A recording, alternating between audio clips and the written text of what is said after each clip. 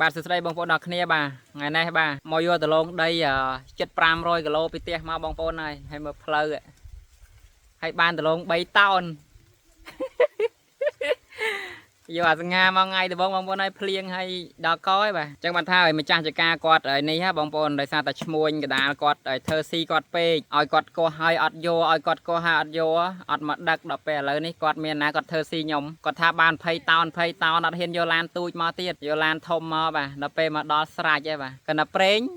2កានណាបងប្អូនបាទប្រេងដី400 គីឡូជាងទៅមកអស់ចូល50-60 ម៉ឺនហ្នឹងហើយដល់បានដលង3តោនបាទអត់រួចថ្លៃសុទ្ធទេបងប្អូនហើយបាទឥឡូវដឹងចេញទៅខ្នល់រួចអត់ទេបាទនេះដឹងចេញទៅខ្នល់រួចអត់ទេបាទនេះបាទផ្លូវបាទអើយដល់កហើយបាទ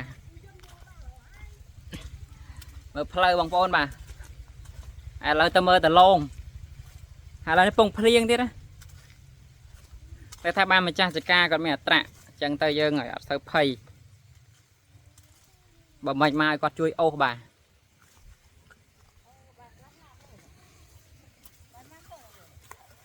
បានមាញ់បានចូល30ក្រុងអាក្រុង30 គីឡូមួយក្រុង35 គីឡូមិញ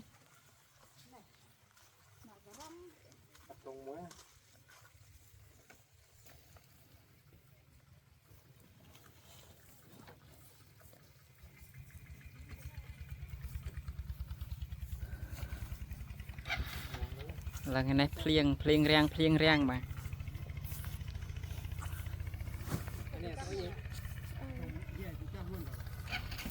ចាស់ចការសាហាវបងប្អូនបាទម្ចាស់ចការសាហាវមែនទេម្ចាស់ចការ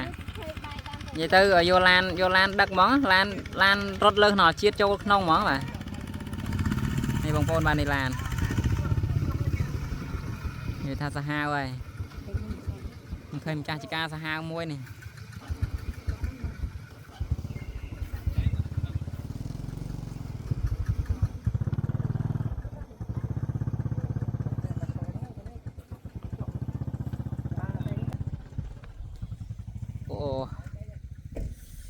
នេះបងប្អូនបាទ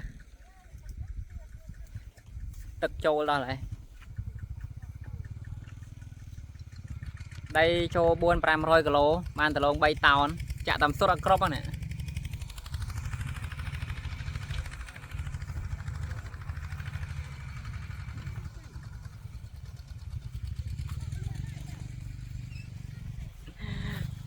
ចឹងបានថាឈ្មួញកដាលកុំកុហកអ្នកចការពេកដល់ពេលប៉ះឈ្មួញគេមកយកពិតប្រកបមានណាស្បៃ